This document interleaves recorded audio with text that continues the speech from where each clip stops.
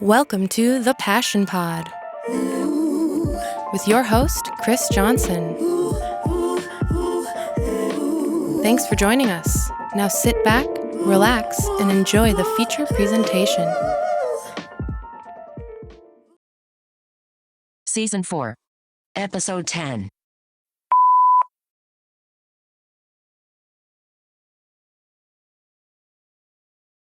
Welcome back, friends. Today we are in Los Angeles with one of my new favorite artists. Our guest today went from spending time in prison to becoming a celebrated artist in LA. Welcome to the show, Louis Carreon. Thank you very much. Dude, thanks for having me. Yeah. We're sitting in your studio right now, and this place is f***ing sick. I've never been in somebody's art studio before. Yeah. Either have I. just mine. It was always a dream. So, yeah. Well, I'm stoked that you have one. So for the people that are listening that aren't familiar, who are you and what are you passionate about? For the people who aren't listening, I think I'm just a simple man. You know, I come from art and skateboarding and surfing, and just was raised in California on pop culture, like as deep as it could ever get, and that was just the birth of it the whole time. So that's pretty much me. I'm passionate about my family and my friends and my animals. And I'm just an artist. That's all I ever been. That's all I know. Well, I'm glad that you're creating because everything you're creating is cool, in my opinion. How can people best follow you and get in contact with you if they chose to? I have an Instagram that I post on every day, but you know, Instagram is just one of those things. It's like you kind of need it to show people, but it's it's just kind of whack. So it's one of those addictions where you have to have it and show people, and if you don't, you know. But Instagram, just at Louis Carreon. That's an easy way anyways to see some of your work. Obviously, if they could come and see it in person, that would be ideal. But, you know, they got to have a platform, right, just to be able to find stuff.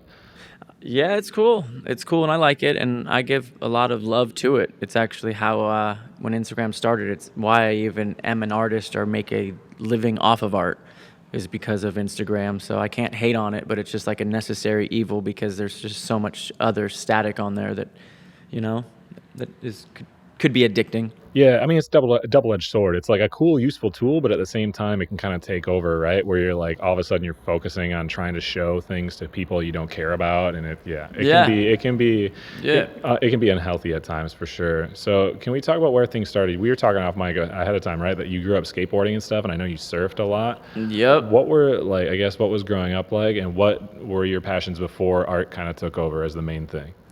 So growing up, you know, being born in Long Beach and growing up and spending time in Long Beach and Venice with older cousins that were either gang members or skateboarders or breakdancers. At a very, very young age, I was breakdancing and riding on skateboards, and that was it. And then skateboarding became like my life. That was all I cared about.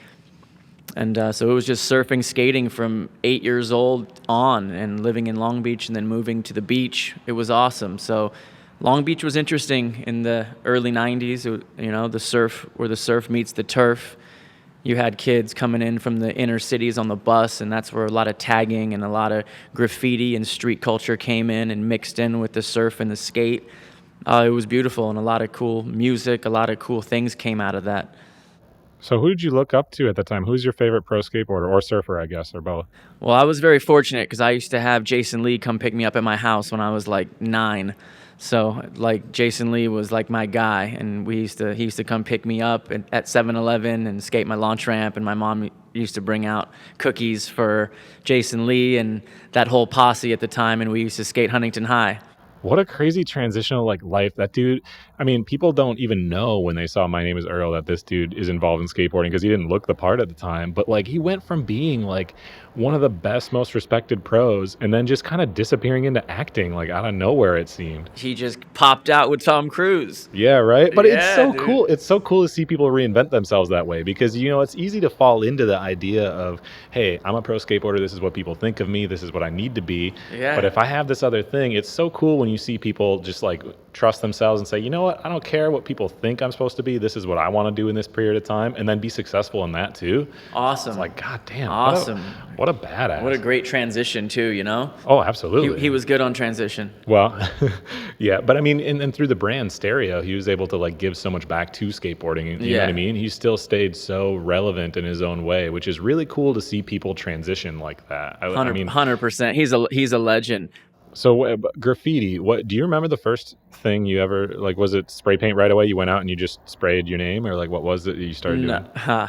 No, but graffiti was weird. Where I grew up, and the crew that I wanted to be in was like the local crew. It was called KBH, Crushing Babylon Hourly. And before that, it was DE, and a bunch of these kids were in these early Long Beach gangs that were like tag bangers, and then they ended up at the beach, a lot of them. So honestly, man, they wouldn't even let me do graffiti. I was like the little homie, and they literally made fun of me and was just like, man, don't tag. Like they were already in it for years, and it was a language that I just fell in love with. These kids, like, what the fuck are they doing? They're tagging everywhere we go. What's up? So I remember and they stole all their everything, like all the products. We used to go jacking and go for like ride the bus all day and just go to art store and steal spray paint and CDs and tapes, hip hop tapes. But yeah, so I got a little Sharpie pen, and I literally wrote on my street across from my parents' house at like 15, you know, and I got clowned for it, and they were, you know, but I didn't know the rules. And like graffiti, if you really come from a crew, it's very much like jiu-jitsu or a martial art. Like there's leaders in the crew, there's motherfuckers that started it, there's rules, there's a whole rules and regulations. You have to come up and you have to know the alphabet, you have to know the roots of the origin. It's a very, very, the real graffiti codes are real codes. And I come from those codes, you know what I mean? I grew up respecting them. So yeah, I got in that crew finally around 17 and went to work. Yeah, I mean, so I'm sure you're familiar with Neckface, that artist. Yeah. Really heavy in the skateboarding world. I listened to an interview with him a while back just because, I don't know, I'm a fan of everything skateboarding. I'm just like a ridiculous skateboard nerd. Yeah. But he kind of talked about that a little bit, about like how, you know, you don't want to be disrespectful to the other people around and you have to make your own name. And it's interesting to me how all these things that the public, you see it through some kind of pop culture thing, and then you think you know about it because you watch a movie about it, and you realize like, holy there's so much more to like almost any little facet, you know what I mean, within any kind of community. There's so much more depth to that to be discovered once you actually dive in a little bit, which 100%. Is exciting when you start doing something like art or anything else, right? Yeah. So I know I read somewhere, I'm sure it's just like a little story that you got or maybe it was on your Instagram, that you said you got a D+ in school at one point on your art, and then all of a sudden you're doing art way later. You dropped out of high school, correct? Yeah. So yeah, I did. What was the motivation? Was it just because it was, I don't know, you want to be out doing graffiti, or like how come? Well, getting into that crew early, you know, the idea and the philosophy was crushing Babylon. That was everything. And we were reading the Bible, and we had dreadlocks, and it was just anti-establishment, anti-this, anti-that, crush the system. So when you're 16 and that's the rhythm, and you're listening to Robert Nesta, and you're just on some shit, and your peers are all on the same, like there was no use for school. I couldn't even like be told by a teacher, and that's on the strength. I was super rude, and as I look back now, like the teachers probably should have just slapped me. Like I didn't go to school much. I talked to the teacher super rude, and then I followed the Grateful Dead for 4 years. So that's the real reason I left high school. The Grateful Dead, 1990. Yeah, I think it was 1990, and I jumped in a school bus with my best friend Wade One, tattoo artist, and my friend Blake, and we traveled with the Grateful Dead off and on for 4 years, from LA all the way to New York and every freaking borough and stadium in between. And I did a lot of graffiti too, all across the states that whole time, from 17 to 21, whatever. Did you get involved with them in any kind of way as like a roadie? Like, I mean, did you do stuff with them, or did you just strictly follow them? No, you strictly follow them. It was like a cult. There was thousands of kids that were pretty much homeless and sold dope, and were on Grateful Dead tour, you know, and the band provided a circus, and it was based around all, you know, the psychedelic era, and the Grateful Dead played for 50 years almost and created a whole culture. And that culture was freedom, and there was a lot of, I was young and I was broken. I wasn't, I was a troublemaker, and But it's the best thing I've ever done. To this day, I give all thanks and praises to Grateful Dead Tour for my hustle, for my stamina, for the way I think and the way I view things, my POV, just from having to stay alive and do that. It was insane. So you learned a lot during that whole time frame about yourself and about the world, right? Because the second you're no longer like in a regular household where you have parents and whatever around you kind of dictating how you view things, and you get off on your own, and all of a sudden you can make your own choices and you can develop your own beliefs. That's when I think people really become adults. You know what I mean? Because you see people who are 21 and they're still living at home and going to college or whatever, and they never learn to think for themselves until later. That's when that happens. Sometimes it happens a lot earlier. So was that the time frame? Because I'm not really familiar with when. I know there were some substance things that came up and whatnot, and you spent some time being incarcerated. What age was that? Was that right like during this time frame that you got kind of delved into that stuff? So, when Jerry Garcia died in 1995, I was literally ready to go on Grateful Dead tour again. I think it was 95 or late 94. And then that was like a big part of my life. Grateful Dead tour was everything. All my people were on Dead tour. I didn't really care. I just went from state to state. We, sold beer in parking lots, got enough money to stay in hotels, and it was just free, and did drugs, and just was literally all over the United States at a very young age, doing a lot of graffiti. So it was like I had no cares in the world, you know what I mean? Did get in a lot of trouble though. And then when he died in 95, I felt like I had nothing, So I was a drug addict by that time. I didn't know it at the time, but I was young. I had no real relationship with my family at the time, and I was addicted to the streets. I was addicted to partying and going out and doing graffiti and music and doing drugs. So I jumped into like the rave culture for like 3 years and just was breakdancing heavily and doing lots of MDMA and sitting at Doc Martin's studio downtown off Soto and hanging out with all these LA writer kids, and it was just fucking, it was pure mayhem. Wow. Did you the selling of art, did all of this come after you spent your time incarcerated, or were you selling art before this? I had art shows before I went to prison, and I did sell art before I went to prison. But I also left all of my art at my first art show because I went on a coke bender and walked out because I was insecure that nobody bought the art. It was in the South Coast Plaza in Orange County. Rest in peace, Casey Wheat. And just dipped. So art's always been this really, even to this day, I get super insecure about it, man. It's like my baby. It comes from my life. It's been with me forever. It's the tingle that's in me always, and I have to figure out ways to sell it. You know what I mean? Or be in conversations with people to keep my studio and keep my manager and keep the things. And, there's a lot of moving parts, and it all is based around my spirit. And so sometimes it's hard to deal with, Yeah. I mean, I even find just like, I don't have thick skin in the slightest. So like small little things, even on like social media and stuff, can really get to me. And I can only imagine something like art that you put so much like of yourself into, and then you just have to put it out there and let people judge it and say how much it's worth, that can be something that must be hard to kind of like, I don't know, shut out from your brain, even though it's a necessary part of the business. Like that's got to be a hard thing to kind of, I don't know, deal with, I imagine. I think when you're an artist to the core your whole life, you have to just take that static and just dead it. So I deaded that shit young, and if I didn't, I was fronting, and I had to pretend like I didn't care. But I think it stung a lot, you know what I mean? And then recently, it's only been the last 4 years that I've had like artistic freedom, because now, I mean, when I started painting religious iconography, I mean, let's be real, like, you know what I mean? It was the biggest turnoff. I went the first year, I didn't even probably sell one of them.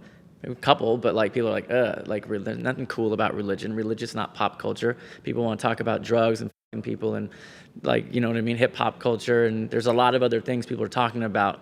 And in the U.S., they're trying to just stamp down on religion and close up the book, and so it's always been this wrestling match art, right, with myself. But ultimately, right, you have to do what makes you happy. You have to create the things that you want to create to send the message that you want to send, regardless of whether or not the people directly around you or the government or people, you know what I mean, average people's values. Mm-hmm. You can't have those things dictate what you choose to create and put out to the world. And it's obvious that you don't let those things, which is really cool. I'm just admiring the fact that like it would be difficult I can see how difficult it could potentially be to be able to put things out when you know like there's going to be backlash and stuff publicly.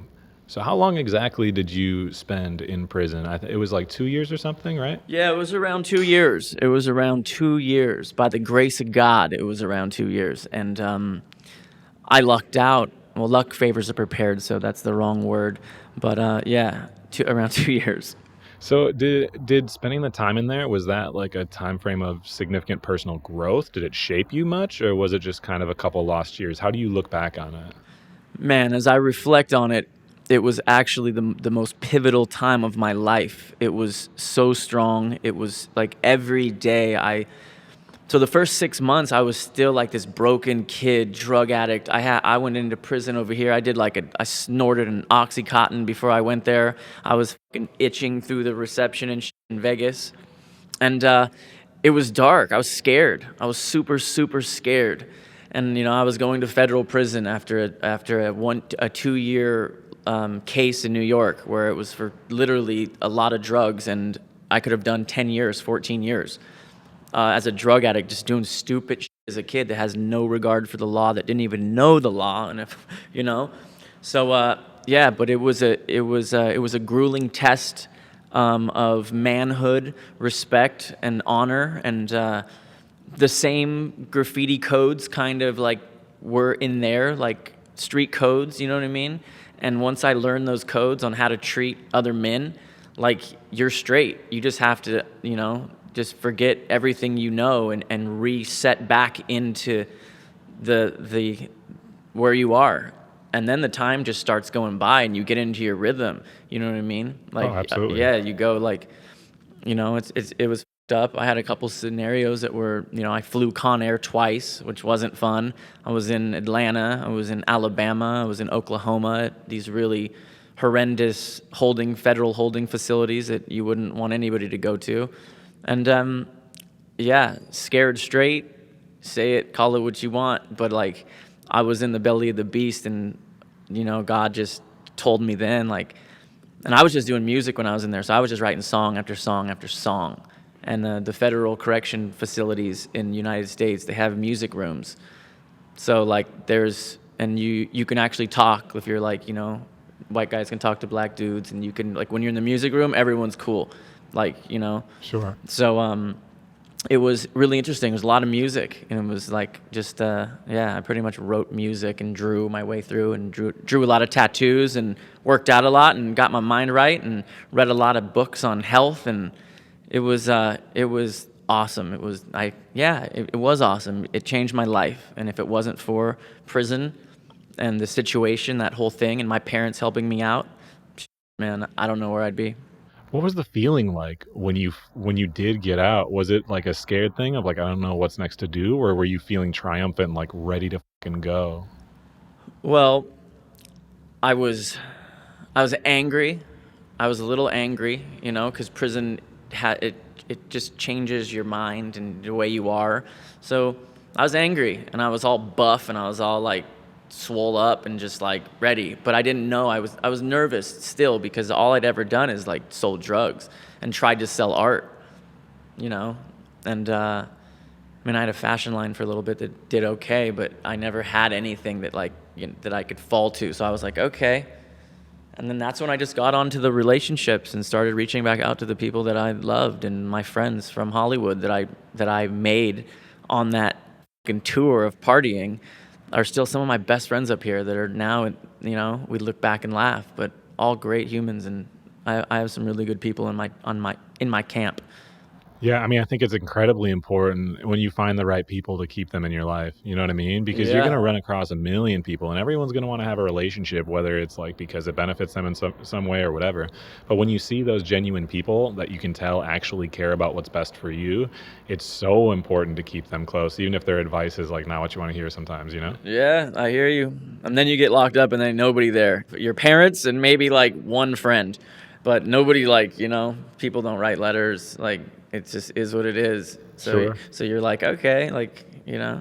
But I don't write my homies that are in prison, so it is what it is.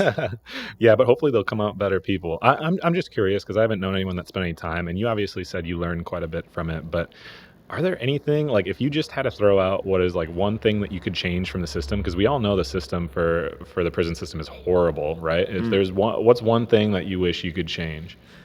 Mandatory minimums, mandatory drug minimums. That would be the first thing that I attacked, if I had to attack. But that's a other whole conversation with Sure. that. But mandatory minimums, you know what I mean? Yeah. Like there was a lot of good people in there, a lot of good guys, dads that I would talk to, and like on 6 to 10 years, you know what I mean? Because they crossed the border, they drove through the Nevada border with an ounce of meth on them, and they get a federal charge, and they had a previous little pookie, whatever the it is. You can end up in prison for a long time for drugs. Yeah. And people need help. Yeah. I needed help. You know what I mean? Absolutely. Instead of turning to putting people in, it's like, how do we put these people in the best position for success, right? Yeah, there's got to be a way to help try to clean people up. And then if they're that fucking degenerate, then throw them in prison if they fail the first thing. But like everyone should get a chance, especially as a drug addict, I think. But drug addicts cause a lot of fucking pain and do a lot of stupid shit too. So, you know, Sure. I don't advocate that now. Right. Yeah. Well, I mean, it's just about like how can we find more appropriate sentences for to fit the crime? That's been a problem forever. But getting away from that, how did you gain? Like you said, you had friends from before, right? And you called them up. But how did you gain a footing in the art community when all of a sudden you're an ex-felon who was doing graffiti and didn't sell anything before? How did you kind of grow that footing? Did you have to work any regular jobs for a while? Were you like sitting in a factory while you're drawing on napkins? I mean, like, how did it happen? No, before I had the lockup situation, I actually had a successful show in Beverly Hills with one of the best like art dealers in LA at the time. And I had celebrities there, and I sold work. Like one of my first shows, I was dating a girl who lived in this mansion, and I threw a show in her backyard with somebody from a reputable gallery here in town. So like I didn't, and it was, I learned about that art was a lot of relationships and how you position yourself, Yeah. It's like it is what it is. And, there's a lot of good painters out there, painters that paint far better than I do. And, it's unfortunate that everybody can't have, Right.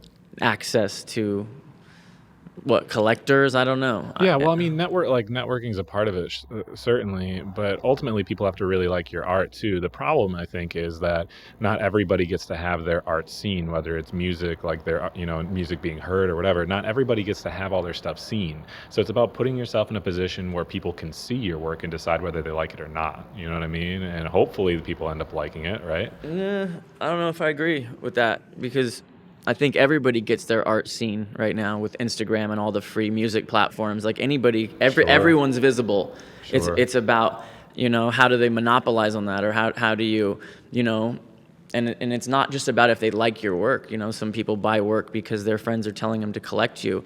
And when you get to that point, that's when it's a good situation, because, the art runs through it, they talk to art. It's a whole different conversation at that point. So, if they like the work and their friends are being like, you got to get his stuff now, that's just it's cool. And it doesn't happen all the time. But it's awesome. And I've been super blessed, and my manager Ben, we're super blessed. We fail forward, we keep winning, and like we have great clients, and by the grace of God, and it's a long haul for me. I'm not into, art is long. I'm painting conversations with history to people that aren't even born yet. That's what I feel like I do.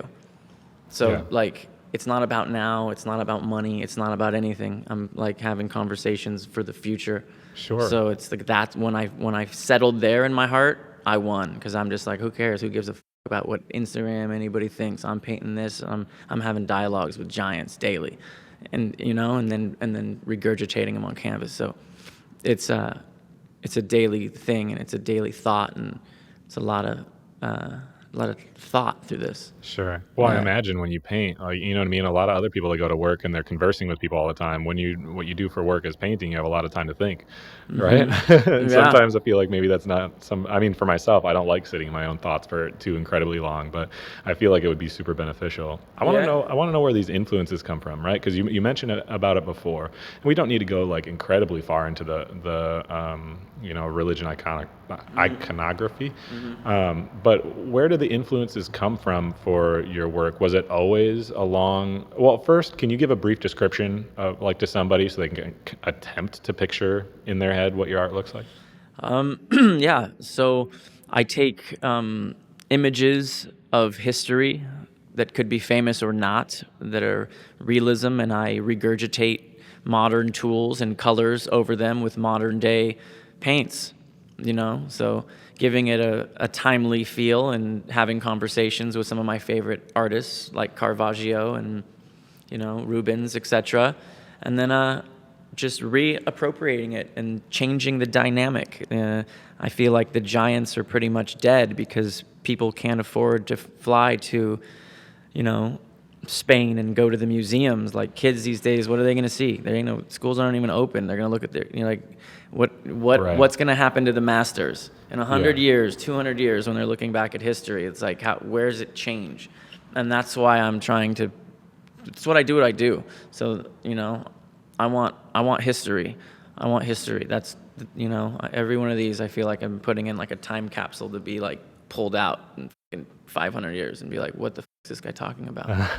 No, I love it, and I've traveled around a decent amount, anyways. And it's disappointing, I think, in America how little importance we place on education based around history and the respect that it really deserves. We don't have museums that are just free where we bring kids to all the time. I think is a little bit different depending on the country. I think in Europe, I think in Japan, those places that I've been to, I think that history in particular was much more accessible. All the temples and stuff that I was going to and museums and stuff, they're more celebrated. They're really great and for the most part free. So I wish that we had more of that stuff for sure. But is there a reason? Is it tied in? Is there like a message behind like the religious parts of it? Or is it more strictly because it was a historical piece, in the past? Like that's where a lot of the art came from in the past. I'm adding my own language over it, and it has to do with modern things: addiction, love, lust, all the things that we struggle with now. I'm just pretty much putting those images or things of that nature over and with these paintings, and trying to make it look like you don't really know. A lot of my images, they don't even have like eyes, or they've been smudged out, and they have a religious type feel because I think religion is something that really pokes at a lot of people, and it ties into your family, and it's a language that will live forever. And it certainly sparks a lot of conversation, right? You know what I mean? Which is a lot of the times what people are trying to do with art, isn't it? Is to bring people together, but then start a conversation about things. And I would say your artwork is certainly a conversation starter. I mean, I really like the contrast, which is obviously part of what you're doing, but I really like the contrast of the graffiti over the top. You know what I mean? With like the alcohol things that normally you would never see something of like a religious figure, but then have like alcohol and the same thing in that way. But the way Yeah. you're doing it, I really enjoy it ever since I first saw it. Appreciate that. I want to know, like, I guess inspirations. Are there certain people that really you take inspiration from? It doesn't have to be art specifically, because like I said, I know you listen to a lot of music and stuff when you paint too. Do you have certain people that like really have been inspirations for you? When it comes to like art, I'm pretty just like music. Music is everything to me. Like Bob Marley is probably one of my biggest inspirations, and the Grateful Dead, and those. I listen to that when I paint pretty much. I jump on some Lil Baby, and I jump Yeah. I jump through the hip hop stuff too. But as far as art, I didn't really know anything about art, and I'm not gonna pretend like I do now. I've had to study art the past 5 years to even get to where I am. So, we study a lot of art now, but I didn't know anything about art. I didn't know, so Right. I didn't really even look to artists. I just knew the artists in my graffiti crew, and I looked up to a lot of them. So, Sure. like, What is creating a piece like you put the videos on Instagram, right? You're bumping music and you're just having a good time, which like I feel like you can feel that in paintings when people like enjoyed making them. Yeah. You know, I think that really translates. Yeah. What does a process look like? Because like we're sitting in your studio, right? And I'm looking at some stuff that's like 6 feet by 6 feet. Do you just like go up to it blank and start painting? Do you draw a sketch ahead of time? Do you use a projector to put the image? Like how do you typically go about making some of these? So what I do is I have my aliens that I import. They come in and they zap, and I'm just playing. There's a long process, and it had to do with a couple of things you mentioned. You know, the patient part is the part that I don't like. So like using the oils and doing the hands and doing the tracing and doing the projecting. Those are the grueling. You know, Right. That's the stuff that doesn't really interest me. Right. And one day, I think when I tell this story will morph into a more large, abstract version of this. This is just what I'm kind of inching my way into, and I'm ready for growth and change. And this is just a mere, like, period for me. Yeah, this is Yeah. a blip along the whole like journey, right? Yeah, and as long as, I don't paint that many of them, and we sell them, and I keep learning, and then I, keep changing and growing, and I can't wait till, they're just all white with like something barely shining through. Yeah, absolutely. Yeah. So I'm really interested in this piece that keeps getting brought up. If you Google stuff about you, it's popping up because that's obviously like a newer project. Can you tell me about your new statue that's coming? What's its name? What's it about? What is this thing? Yeah. His name is David Reincarnated. It is a almost 5,000 pound marble statue that has been created in Mexico City. And it's the modern David. It's from Bernini, who is one of my favorite sculptors.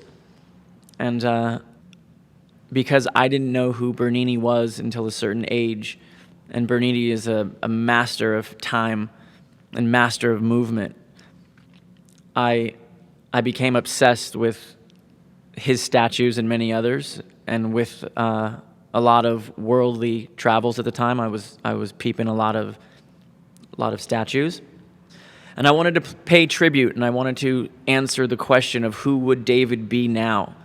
You know what I'm saying? With everything happening in the world, like, David is necessary. Like, there's Goliath everywhere. Who's your Goliath? You know, is it your family? Is it your boss? Is it drugs, alcohol? Like, everyone has a Goliath, and I think we're fighting that Goliath daily. You know what I'm saying? So to me, it was really important to take this piece of history and just add what I knew onto it in culture-wise. And to me, if David popped out the ghetto right now or the street down here, and if you were fighting and you were the dude that stepped up like David did, you know, you would no longer have your sling.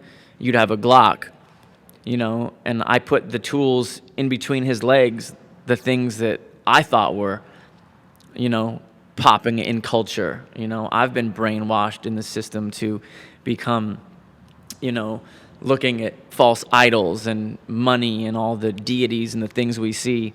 But so I put a money counter at his feet, a skateboard, because that's the culture that I represent as well, and a Louis Vuitton bag, you know, for the consumerism.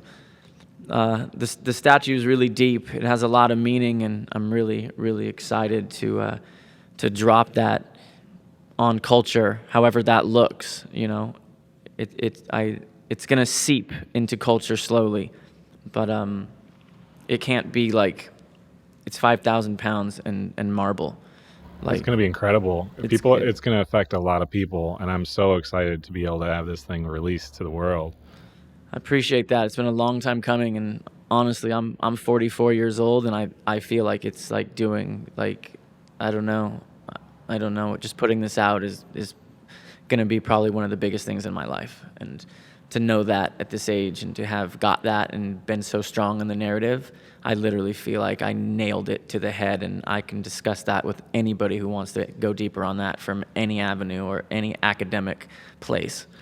You I know what can't mean? wait for you to have the feeling of what it actually feels like when it does come out, knowing how strongly you feel about this. I can only Yeah. imagine the euphoria that will happen when that happens. Yeah. I already saw it in my head, it's going to go to somewhere grand and amazing, and I'm going to bus children in from schools, boys' homes, and I want to speak. I want it to travel, and I want to speak and talk about David and, rising up and finding self-love and being able to do whatever you want.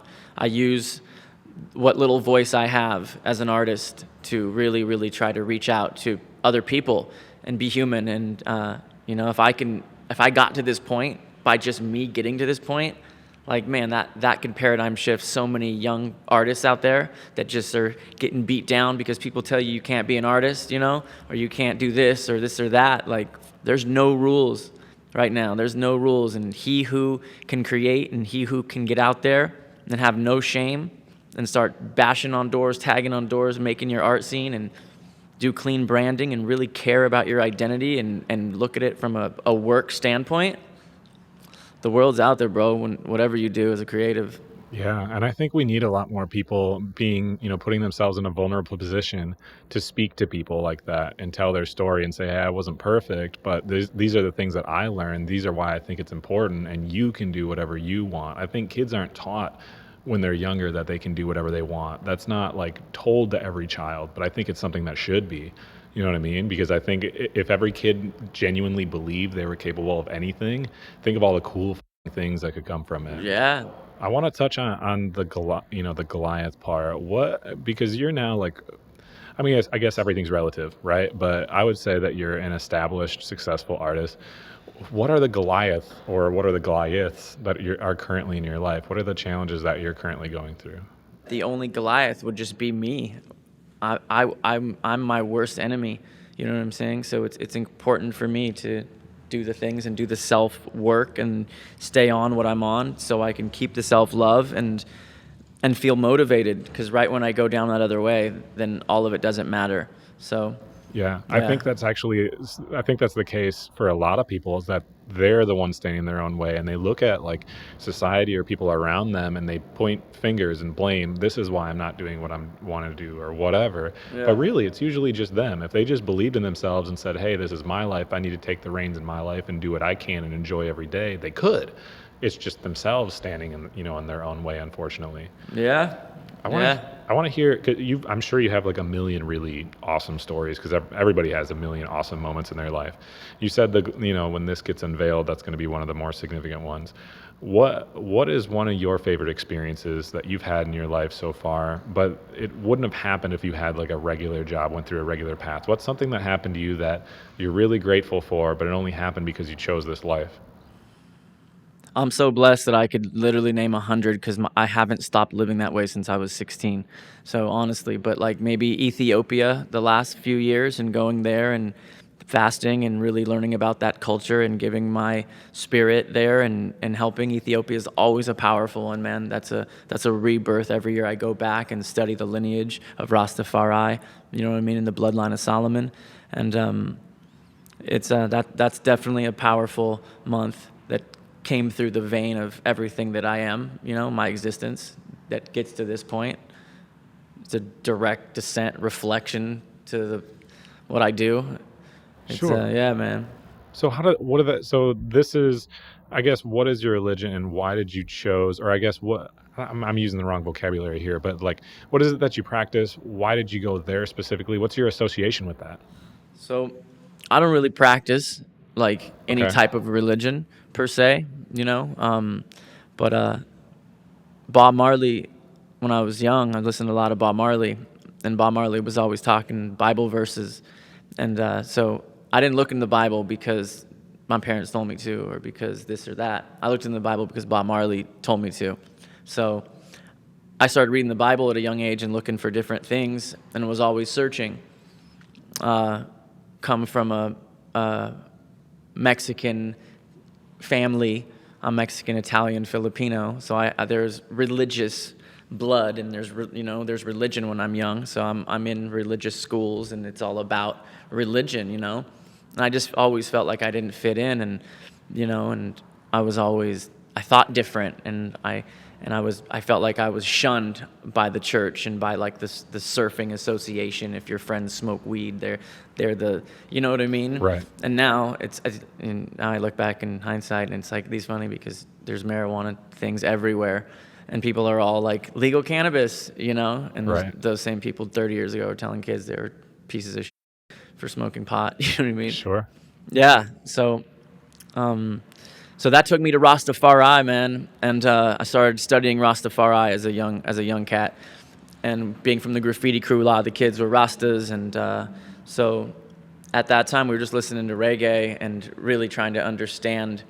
I didn't know anything about it at that time. I was just like, yo, I'm a Rasta, Bob Marley, Rastafari, smoking weed. I didn't understand the root of it, and that's what took me to Ethiopia so I could study it and go live in it and understand. And it's pretty much the bloodline of Solomon. Rastafari, was a king of Ethiopia, and the venerated kings got him up to that point, and it's all through the Queen of Sheba. It's a super, super long and complex thing. Sure. But the very, very end of the day, Haile Selassie, Rastafari, he was the defender of the Orthodox Christian faith. So it's a very, very old Christian bloodline that's in Ethiopia in all the monasteries, and it's beautiful. It's insane, and I go there and do things that you could only see on straight up National Geographic, like deep into caves with monks that are high priests that are 108, drinking holy water for 3 days, going through it. But that's a whole nother thing, bro. That's like it's something that I went deep over there and went to the farthest, Tana Kurgos, the lake where the Menelik had the Ark of the Covenant. That's a whole crazy story. I'll sidebar you and send you some links. Yeah, absolutely. I mean, just traveling to, like I said, I mentioned I went to Japan and stuff, and I've been to Thailand, and going to those historical places, there's some, like I went to Kyoto, Japan, and the most like incredible place that I've ever been was this place called the Temple of 1,000 Buddhas. Are you familiar with it? Where is it in Japan? Kyoto. I don't think I went there when I was in Japan. Well, so it used to be the longest wooden building in Japan, and archers would come every year and they'd shoot for 24 hours a day, or for 24 hours. In that time frame, whoever could shoot the most arrows past the length of the building would win. And so it's a very historical building, but inside the building are 1,000 life-size golden Buddha statues, each with a different likeness. And in the very middle, there's a huge one, just a massive one with 20 arms, and you can't take any photos in there. You just have to go in, and when you stand in the middle and these rows of these like golden Buddhas go beyond anything you can see when you're looking forward, they go past your peripherals, and then this huge one's in front of you. It's incredible. It's so incredible. And people in America, I think a lot of us never even experience anything by like seeing these types of places because we don't have anything like that. So I'm sure I can't understand to the same degree, but me seeing that was like a really powerful moment for me. And it woke me up to realizing like we need to preserve these types of things. I want other people to be able to have these experiences. We're getting towards the end of the show, but I want to know, like, obviously everyone makes mistakes, right? You made some mistakes. You went and spent some time in federal prison, but I'm sure you made mistakes in other areas of life. Everyone does. What was a mistake that you made that you learned something from? And what was that lesson? Can you share it with us? Something that maybe somebody listening could benefit from? The lesson that I could tell anybody now at the age I am, the things that I've been through, is there'll be two. There'll be one on the simple tip that is just never give up, dude. That's like straight up. Like there's going to be people telling you can't do what you're going to want to do, and it hurts. And you just got to shake that. And then lesson two, lawyer up. When you start getting your shit together, don't do get good lawyers, get good team around you so everything works and you don't, that's a big thing. Yeah, it's easy to get taken advantage of, unfortunately. Yeah, just get a good team of people around you. Your team is everything. If you really want to grow as a creative, I couldn't be doing what I'm doing without my team, which is Benjamin, my brother, and we all hold it down and we all have great relationships and. Absolutely. The loneliest time is when you think you're completely alone in the world, right? And whether it's your friendships or your relationships, work-wise or whatever, having those people around you is incredibly important. That's how you want to wake up every day, is feeling loved and cared for and supported. Yeah. Thank you for joining us for this episode of The Passion Pod. We hope you enjoyed it as much as we did. We'll see you soon.